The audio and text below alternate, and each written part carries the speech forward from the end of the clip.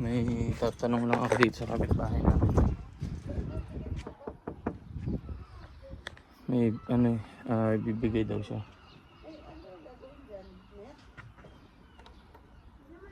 Saan ba to?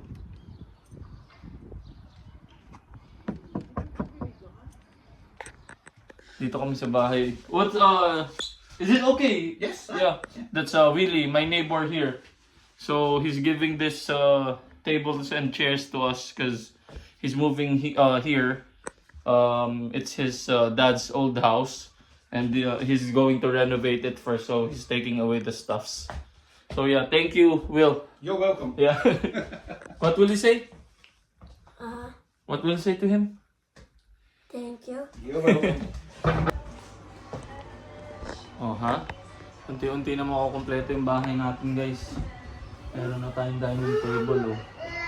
Malinis pa. Ano pa lang to? 1 month old. So ayan, oh. Pwede nang kumain dito. Goods na goods to. Ganito yung hinahanap ko. Yung ano lang ba, maliit lang. Hindi aksayado sa space. So ayan. Since may dining table na tayo dito, malawak-lawak pa yung pwede natin gawing sala dito. Ang problema na lang talaga is itong mga kalat dito. Hindi ko malaman kung saan ba at paano ba natin gagawin yan. Pero mafi-figure out din natin yan. So ayun, salamat kay Willie, no, yung kapitbahay natin. Diyan lang yun, sa kabilang bahay dito. Yan, dyan ako nagpa-parking nung mga unang paglilipat namin dito. Ayan, dito yung bahay niya. Sumama naman siya sa vlog kanina, nakita niyo. Mabait yun, mabait. Siya yung nagsabi sa akin na mag-park ako dito. Ito van niya to. O, diba? Madali na lang tayong makakakain ngayon at maayos-ayos na yung kainan natin. At yung ano pala, meron akong parcel doon diniliver sa dati naming bahay. Ito yun, no, pang training ni Pongpong ng football. Sige nak, go, sipa ka doon. Oh, kuhanin mo muna yung goaling mo doon. Lapit mo konti kasi too far yan. Yes. Ito guys, so kailangan lang maghahanap lang ako sa marketplace yung mga pantanggal na itong mga ligaw na halaman. Kailangan natin tanggalin yan, tas bubudburan ko nung meron dito yung grass seeds. Doon ka. Okay. Yan, lalaro-laro daw muna kami. Mag-aano pa lang ngayon dito. Alas 7 ng gabi, malapit ganda pa naman yung araw. Sige, go. Uy, galing ah. Ano itong tama? Like this ako. Bukas. Like this ako. Dito yung kick. Bukas pala ng umaga na, punta tayo sa King Street. Get natin yung bigger goal mo doon. Yan, maglalaro-laro muna kami dito.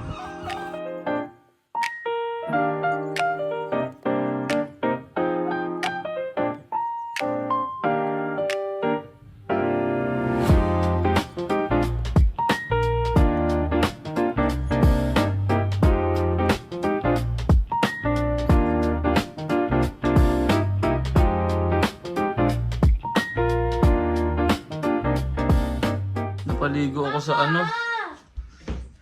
Napaligo ako nang wala sa oras. Sakit. Nahulugan ako dito ng ipot ng sigal. Ang galing. Tumalsik dito. Oh. Gulat ako. Kala ko may nang bato sa akin. Naligo tuloy ako wala sa oras. Hindi mo bato ako. Sobrang hard bato ko. Hindi ikaw yan? Yes. Safe ka? Ay innocent ka? Paano ko makalabot? Ay, sarap maligo. Pero Sarap. hindi pa data ako maliligo mamaya pa dapat kaso wala na natalsikan ako nung ipot What's up guys, magandang araw sa inyo. So ang gagawin natin ngayon ay magluluto muna ako. Siguro 3 ulam na yung lulutuin ko ngayon para itong darating na week hindi na natin kailangan magluto-luto. Init-init na lang. Para kasi parehas din kami ni Isa may trabaho. Para pag uwi kakain na lang, 'di ba? Hindi na kailangan kumilos-kilos pa para mag-prepare ng ulam. Ngayon ko lang ano to, ngayon lang namin itatry yung ganitong setup na magpe-prepare na ng ulam. Kasi nung mga dati, ginagawa namin, parang halos araw-araw nagluluto. Eh, napansin ko, medyo matagal. Medyo matrabaho yung ganung style. Eh, may nakita ako sa sa Facebook. Parang OFW din yata yun siya. Ganun nga ginagawa niya, fini-freezer niya na lang yung pagkain nilang mag-asawa. Tapos pagka kakain sila, yun, de-defrost lang. Tapos diretso na painit. Iti-testing natin yung ganun kung ano magandang gawin ba. Time saver siguro yun. So yun, nakikita nyo, naghiwa na ako ng baboy. Gagawin ko dyan eksperimentong adobo. Ito kanina, nakapagpakulo na ako. Ang gagawin ko naman dito is isasalang ko siya dito sa oven. Pagkagaling-galing talaga, daldal ako ng daldal. Hindi ko pala na-play yung record. Ano nga tuloy yung mga sinabi ko. So ayun, parang kaya tinatry namin tong food preparation. Kasi nga parehas kami nagtatrabaho ni Isa.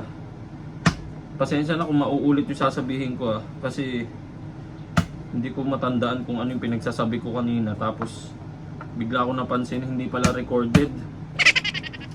So ayan yung isang baboy na pinakita ko, grinil ko na, tawag doon, pinakuluan ko na. Tapos ang gagawin ko doon is isisisig ko. Tapos ito nga adobo. At mamayang mga 4:40 ang gagawin natin ay magbabiyahe naman. Pupunta ako sa Elon kasi meron akong nakita sa marketplace. Ito, papakita ko sa inyo. Ito. Ayan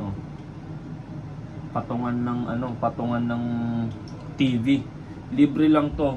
Ang sabi nung may-ari, mga alas 5 daw siya uuwi sa bahay, siguro may trabaho ganun. Pero babiyahin ako ng 4:40 para maaga-aga yung dating natin doon. So siguro pagdating niya doon, at least kahit paano nandun na ako, isasalpak ko na lang TV unit na yun sa kotse para makauwi agad, kasi nga may trabaho na bukas. Kaya nagpe-prepare na rin ako nitong mga pagkain. Ang balak ko is 3 potahe. So ito nga adobo, yung isang pinakuluan kanina sisig, tapos siguro mamaya habang nagmamaneho iisipin ko kung anong masarap na luto.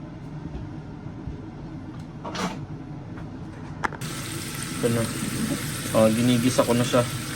Tapos lalagyan ko ng patatas, dagdag din yan, mangunguya. Tapos ito pala, meron akong baka dito. Ang gagawin ko naman dyan is tapa. Hinahanap ko lang, meron kasi kaming timbangan, hindi ko makita.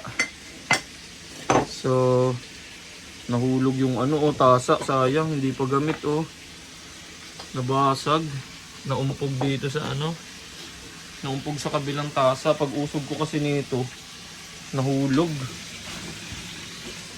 Ay nako.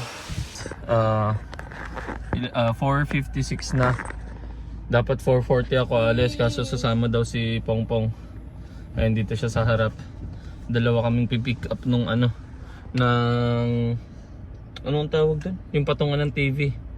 Parang glass sa door. Stay pa tayo sa old house. No, different. So ayun, babiyahe na kami. At ang biyahe ay ito. Ayan, 30 minutes, 29 minutes. Total libre naman yun. Tsagain na natin, sayang yun, kaysa magbabayad pa ako. Okay na yan, babiyahe na kami. Bye See you later, sabi mo. See you later.